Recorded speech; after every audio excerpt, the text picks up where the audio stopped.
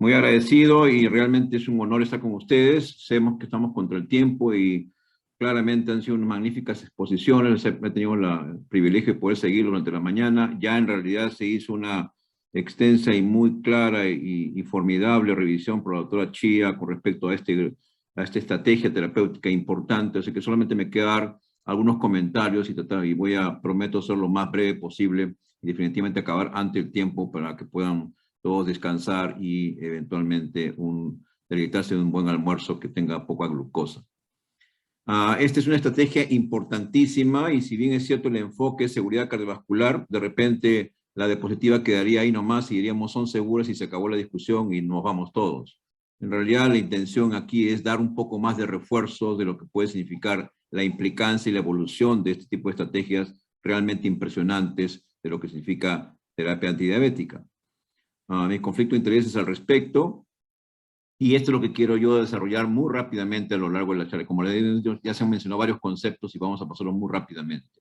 Lo primero es reforzar esto que yo creo que atinadamente la Junta Directiva de Aliper ha podido enfatizar en lo que significa la inercia. Yo creo que es un tema extremadamente importante.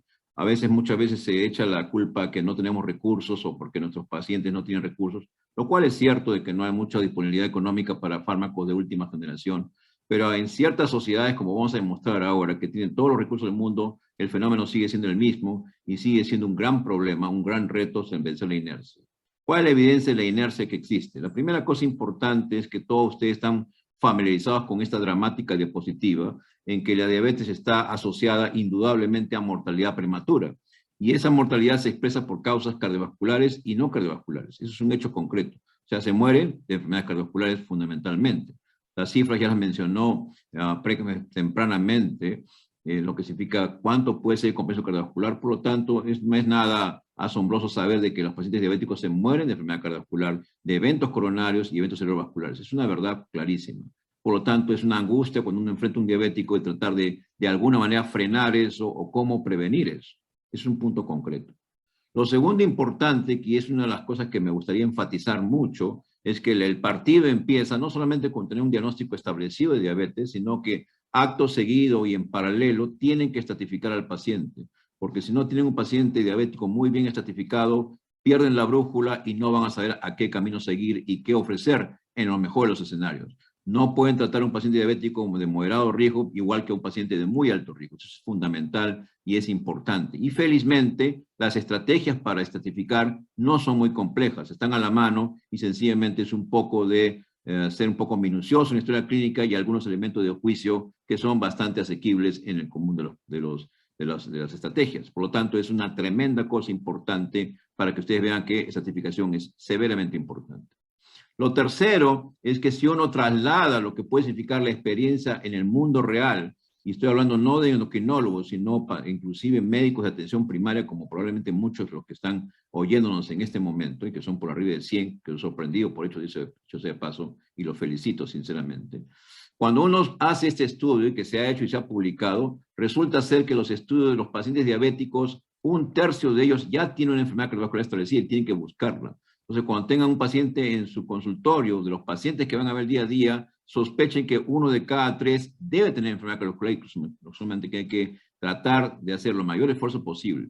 ¿Y cuál va a ser la implicancia notable de esto? Que ese paciente es automáticamente un sujeto de altísimo riesgo, de muy alto riesgo, y por lo tanto tiene que ser manejado de manera muy intensiva.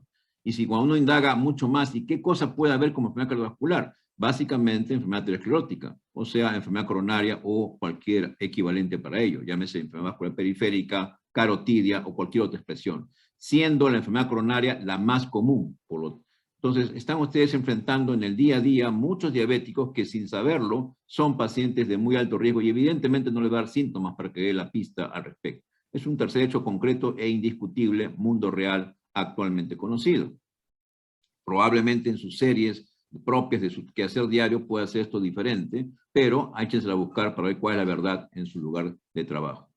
Y el cuarto punto, teniendo toda la base fundamentalmente de evidencia que tenemos en este momento, precozmente los europeos lanzan una estrategia ya de ataque para poder frenar la mortalidad cardiovascular implícita en los diabéticos. Y ustedes conocen muy bien esta lámina donde el paciente diabético naïf independiente que van a dejarle, estratifiquen de inmediato, y si es de muy alto riesgo, debería recibir como estrategia inicialmente o bien un agonista, que es lo que nos trae ahora el receptor de GLP-1, o bien un inhibidor de SGLT2. Y propiamente, o si no es de muy alto riesgo, por eso es fundamental hacer esa estratificación, podría quedar con metformina o de repente con otra estrategia más que ustedes puedan considerar importante. Lo que estamos tratando de demostrar acá es que qué tan importante es que ustedes estratifiquen para que vean por qué camino seguir, en fin, digamos que con la intención de que el paciente no muera o que no tenga un evento o un desenlace fatal. Si el paciente que ustedes están enfrentando ya tiene metformina, claramente también se establece que el segundo agente debería ser un receptor o un agonista receptor GLP-1, lo vamos a hablar como un GLP-1 de frente para no hablar tan largo y no ser reiterativo, o bien un SGLT2, cualquiera de estos que vamos a discutir ahora propiamente. Y si no, podría continuar con metformina si es que el paciente controla bien. Vean que esta lámina es fundamental y rápidamente se lanzó por la Comunidad Europea. Y cuando uno investiga un poco más, 2 años después, ya mucho más reciente, el consenso chino de Taiwán de lo que puede significar manejo de pacientes con diabetes, igual tienen el mismo enfoque. Ustedes tienen acá 6 criterios importantes clínicamente evaluados. Hagan una evaluación clínica elemental, traten de determinar cómo está esa función ventricular, cómo está ese ventrículo, calculen la tasa de filtración glomerular, que no se necesita más que una calculadora, averigüen si tiene un stroke o si tiene alguna otra expresión de enfermedad aterosclerótica y determinen cuántos factores de riesgo tiene su paciente. ¿Y por qué? Porque eso les va a servir para que ustedes ataquen intensivamente de manera muy imperativa. Es decir, si el paciente, su diabético que ustedes se enfrentan, tiene enfermedad ya instalada, o tiene enfermedad renal, o tiene múltiples factores de riesgo, ese paciente tiene que de inmediato recibir algún protector de la última generación del punto de vista de antidiabéticos. Y es en este caso, si es que se da esa situación, como ustedes ven acá claramente, si el paciente tiene una disfunción ventricular, por eso es importante que averigüen cómo está ese ventrículo, tendrá que ser un nivel de SGLT2 y en segunda línea un GLP-1.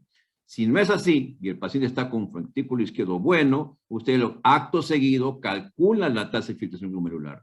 Si la tasa de filtración glomerular está disminuida, menos de 20, inmediatamente califica para GLP-1.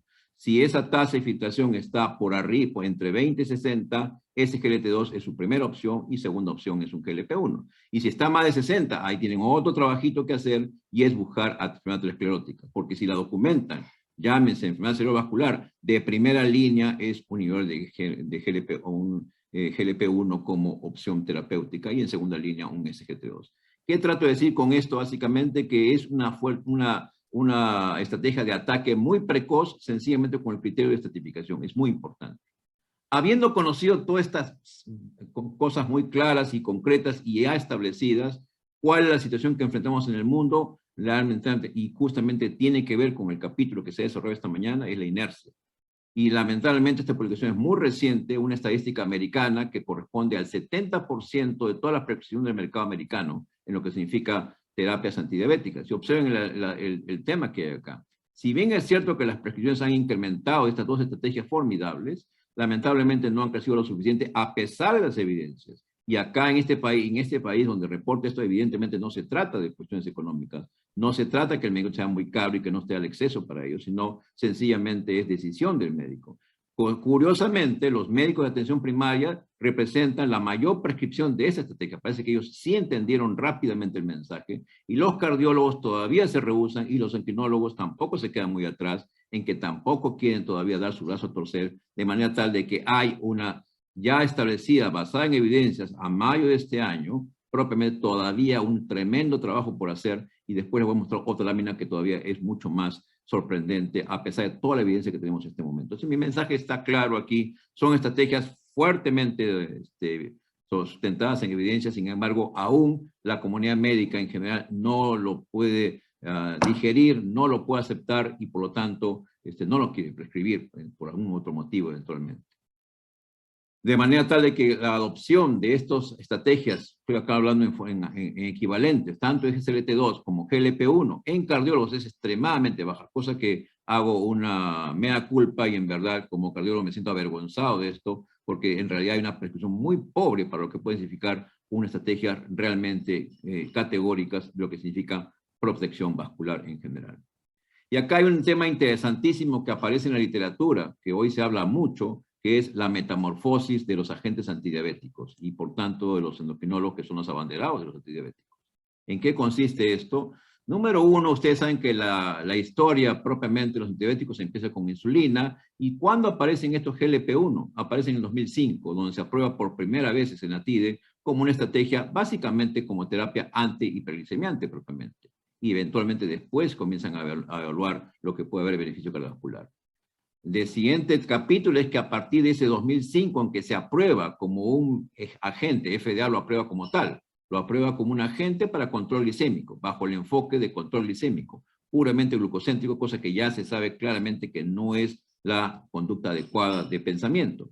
De manera tal que rápidamente prosperan en los siguientes años muchos estudios más con este tipo de agentes interesantes, agonistas, y otros le dicen análogos del receptor GLP-1, y con sorprendentes resultados que vamos a rápidamente resumir desde el punto de vista clínico. Pero este fue el primer agonista reportado, pero con la intención de básicamente control glicémico. Ante tanta inquietud por controlar la glicemia, con tanto énfasis en controlar la glicosilada, querían buscar una estrategia que ciertamente fuera también efectiva.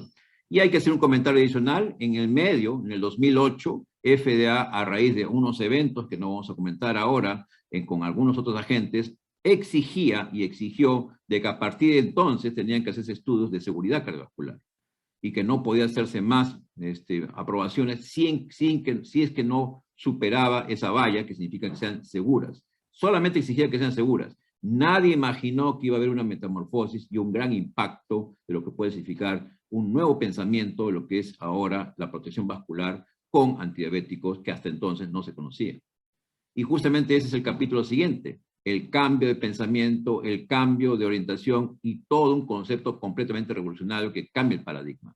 Ustedes ven acá el sumario de todos los mega ensayos, pero ya no, con antidiabéticos obviamente, pero ya no con el énfasis de control de glicemia propiamente, que eso era una adenda, que eso podía lograrse con 2 o 3 fármacos o con insulina finalmente, sino con la intención de proteger al paciente y evitar desenlaces cardiovasculares. ¿Y por qué? Porque todos sabemos que los diabéticos se mueren de eventos cardiovasculares, por lo tanto no tiene ninguna lógica no buscar si yo lo puedo proteger más.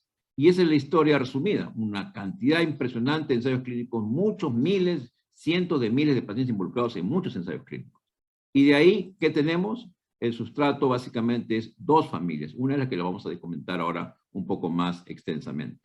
Y lo que se demuestra es que justamente esta familia, competitivamente, sus ensayos clínicos en los últimos 6 años propiamente, básicamente han estado buscando estos desenlaces cardiovasculares, inicialmente con la perspectiva de ser seguras, pero ahora ya con la inquietud de si además podría ofrecerse protección vascular, es decir, bajar eventos cardiovasculares. Básicamente esa era la intención. Y la idea era, si se mostraba esto, ¿por qué no inicialmente al paciente demostrarlo y finalmente aplicarlo? Eso es lo que no se entiende bien. Tienen ustedes un resumen apretado de todos los mega ensayos más importantes de esta generación de GLP-1, donde ustedes ven que inicialmente el énfasis, como ven, es fundamentalmente en pacientes diabéticos, pero con enfermedad cardiovascular previa, o sea, prevención secundaria. Y así fue el inicio, hasta que va a haber un ensayo que vamos a comentar adicionalmente. Pero originalmente, diabéticos de muy alto riesgo. Un paciente diabético con enfermedad cardiovascular instalada es un paciente diabético de muy alto riesgo. Y a estas personas, además de todo lo conocido, tenía que ofrecerse algo más. Ya no solamente el control de glicemia, que eso es elemental, sino que además, ¿qué más podía hacer si es que podía yo protegerlo adicionalmente o no? No es válido y no es muy buena conducta comparar los ensayos clínicos, porque recuerden que son diseños diferentes, poblaciones diferentes y criterios de inclusión y exclusión diferentes. Por eso se pone que hay que hacerlo con mucha cautela. Lo importante es que cada ensayo clínico tiene su peso específico, tiene su población, tiene su fármaco y tiene su dosificación. Y lo que hay que ver es si logra o no logra el desenlace primario propiamente. Curiosamente, no todos lograron el desenlace primario, por tanto no es un efecto de clase propiamente, es un efecto en ciertos fármacos que vamos a comentar ahora muy rápidamente. El metaanálisis más elegante es de Christensen sobre este tema, y los GLP-1 ya incursionando en la metamorfosis de que ya no solamente son antidiabéticos, ya no solamente es de parte del esquema de los endocrinólogos, internistas, sino que tiene que ser un esquema también discutido y contemplado por un cardiólogo, y no solamente por cardiólogo, sino por todo médico que está enfrentado a un paciente diabético. Si un médico se atreve a ver diabéticos, tiene que conocer esto, es obligatorio conocer esto, y esto lo tiene que conocer porque tiene que saber qué grupo de riesgo está enfrentando. Si sabe eso y logra saber qué grupo va a poder entender por qué tengo que dar este medicamento. Lo concreto es que el metaanálisis de estos ensayos clínicos importantes que ustedes ven acá numerados, claramente demostró en forma muy sólida y estadísticamente significativa. Vean ustedes que la P fue indudablemente categórica, demostró reducción de desenlaces cardiovasculares. El punto final primero compuesto sí se cumplió. El NNT no es muy alto, 75, con el total de los ensayos, o una variación entre 50 y 151. Traducido, es importante, es indiscutible y es categóricamente importante dar y enfatizar a estos pacientes en los pacientes que fueron evaluados propiamente. Esta es la lámina clásica y solamente es para enfatizar que no es un efecto de clase al parecer, porque hoy por hoy solamente hay evidencia con, como ustedes observan en la lámina, para 3 fármacos propiamente. Ustedes ven como 3 de estas familias. Semaglutide, liraglutide y lo que tienen ustedes acá en la lámina escrita propiamente. Son 3 que han mostrado este análisis, y por eso que ustedes ven acá que las curvas son diferenciadas. Si bien el metaanálisis puede uno decir todos ellos cumplieron el MACE, que es el punto compuesto, en verdad solamente hay 3 que tienen ese cumplimiento. Y esos 3 se destacan acá en esta lámina que les presento acá con toda la base de datos. ¿Qué fue lo extraordinariamente curioso y llamativo, por lo cual fueron rápidamente adoptados por las guías? Uno, que cumplieron su punto primario. El punto primario fue en algunos casos de 3 puntos y en otros de 4 puntos, donde incluía mortalidad. Estamos hablando de mortalidad, estamos hablando de eventos cerebrovasculares y estamos hablando de infarto de miocardio. El siguiente ítem que cumplieron en forma única, a diferencia de los SGLT2, claramente y contundentemente demostrado reducción de strokes, reducción de eventos cerebrovasculares de manera estadística. Y finalmente también había un beneficio renal. Eso es el grupo en donde se pueden desenvolver esto, el beneficio que se ha demostrado en esta familia. No así como los SGLT2 que tienen otro curso. Pero nuevamente refuerzo la idea. Solamente hay 3 agentes que lo han podido demostrar bajo los ensayos claramente descritos: liraglutide, semaglutide y dulaglutide. Entonces tenemos acá una evidencia muy específica para 3 agentes de esta familia en donde cumple este desenlace y cumple el rigor de protección vascular en general. Lo cuarto importante de desarrollar es que había un vacío, porque hasta ahí les he mostrado una base de datos en que son diabéticos básicamente con evento previo: un infartado, un estroqueado, bypassado, coronario, etc. Con ya eventos, esos son pacientes en prevención secundaria. Y cuando se hizo la evaluación básicamente de este grupo, esta familia de los GLP-1 en prevención primaria, valedero indiscutible en pacientes con alto riesgo, pero sin enfermedad esclerótica previa, ya era un poco discutible. Una reducción de riesgo absoluto más baja y un NT muy alto. Entonces podía discutirse que en estos grupos no era factible que funcionara. Hasta que aparece otro ensayo clínico, también de esta familia, con, como ustedes ven acá, con dulaglutide. Dulaglutide es otro de esta misma familia, pero que esta vez diseñado en forma específica, que no toda la población involucrada acá tenía evento cardiovascular previo. Solamente el 30%. El 70% eran pacientes diabéticos con factores de riesgo, pero sin evento definido, sin, es decir, prevención primaria y secundaria. Y ese fue el diseño.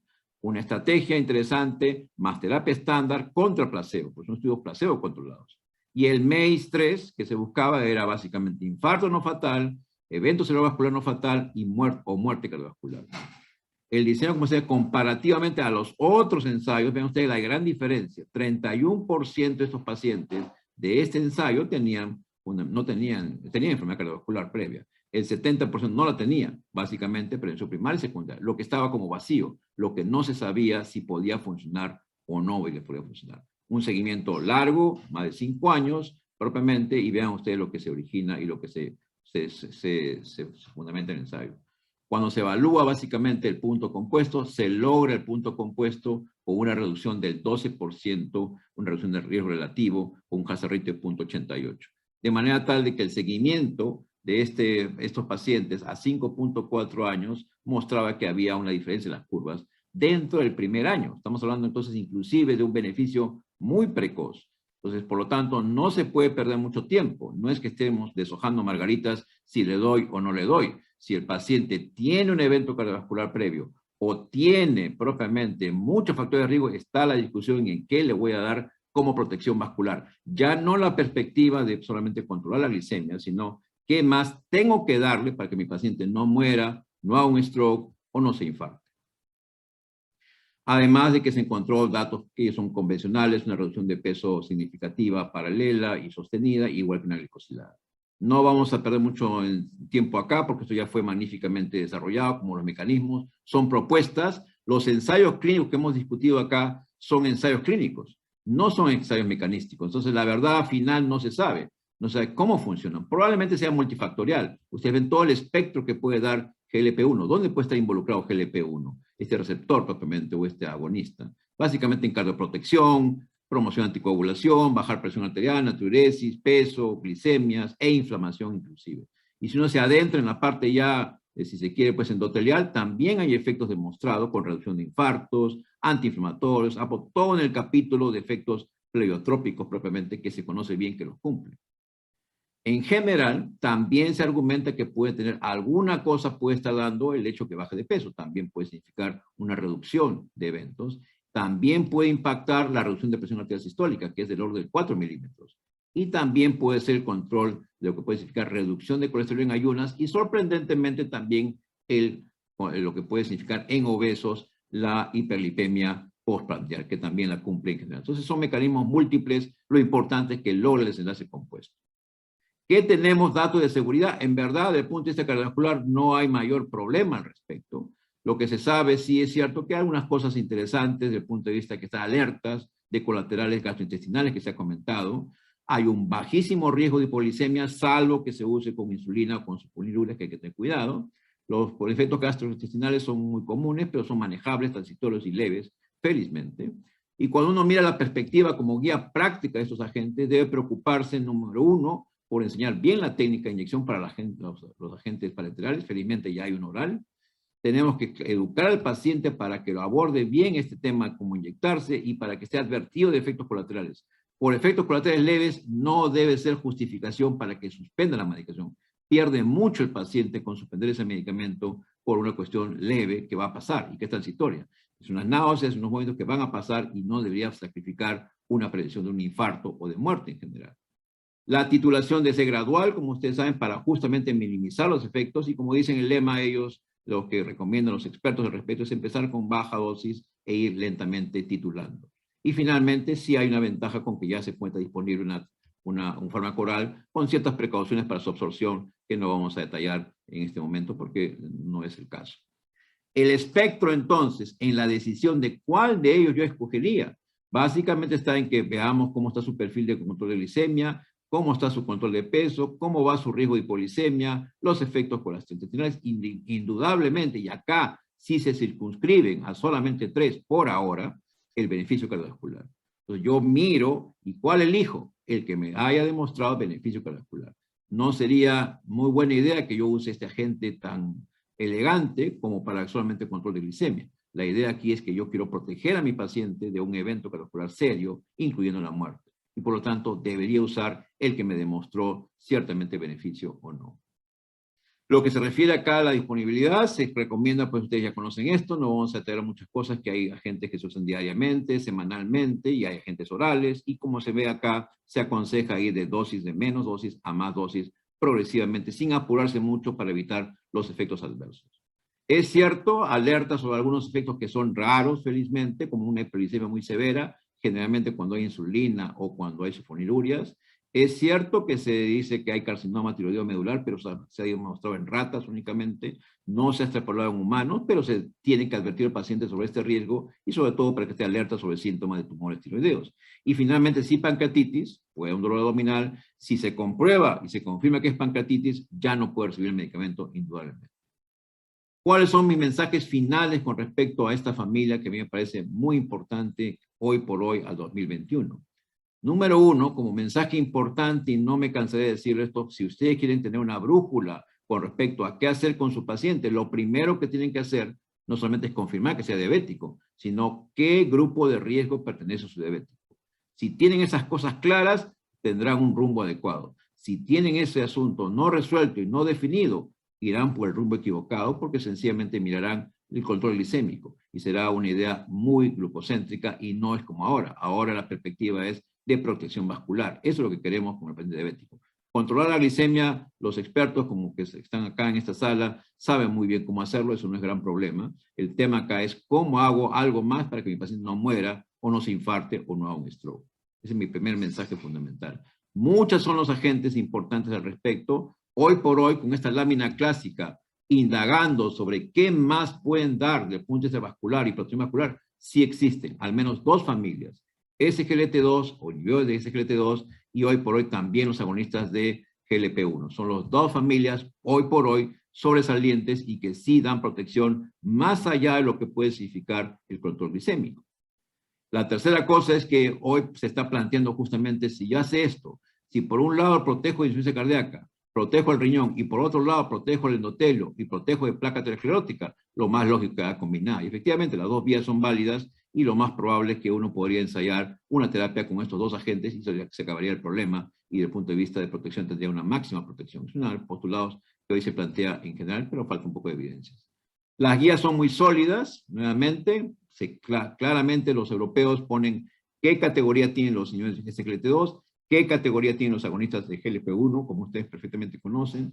ADA, y lo he puesto acá para que no haya ninguna distorsión de la traducción, donde ADA propiamente reconoce a esta familia y está recomendando a esta familia que debe ser usada en todo paciente diabético tipo 2 con enfermedad cardiovascular establecida o con alto riesgo. Nuevamente, el mismo énfasis, estratificación de riesgo, independiente de qué valor de glucosilada tenga o qué meta quiera, o si uso o no uso metformina. Es un mensaje interesante. Por acá no es cuestión de que voy a esperar que baje un poco la glicosilada, no que le voy a dar insulina, no, es independiente de eso. Si el paciente califica de alto riesgo, tiene que recibir esta gente de todas maneras, porque es la única arma que le puede ayudar a reducir propiamente sus eventos cardiovasculares o vasculares. Y justamente hay un acápite sobre cómo evitar la inercia clínica, que es reevaluando y modificando la terapia regularmente cada 3 a 6 meses. De repente en la primera no me convencí, pero en las 3 meses después ya estoy convencido y tomo un mejor rumbo. Y mi quinta y última conclusión propiamente es una base de datos interesante publicada en AJA de hace muy pocos días. Se hizo la Convención Americana de Cardiología, una de las más importantes, donde se plantea esta figura que me parece a mí preocupante. Miren toda la cantidad de datos que tenemos en este momento de ensayos clínicos y de verdades, pues significa medicina basada en las evidencias. Sin embargo, la indicación o la proporción de diabéticos con enfermedad cardiovascular y que tienen prescripción de estos agentes, escasamente, si bien es cierto, ha ido creciendo, pero con las justas llega al 13%. La base de datos es una base de datos importante americana donde se registra todas las prescripciones. Entonces, todavía hay un fenómeno, como se dice, de inercia médica, todavía no se está muy convencido, o habrá muchos otros factores que no entendemos bien por qué es que no se tiene una explosión de lo que puede significar la medicación con estos medicamentos protectores.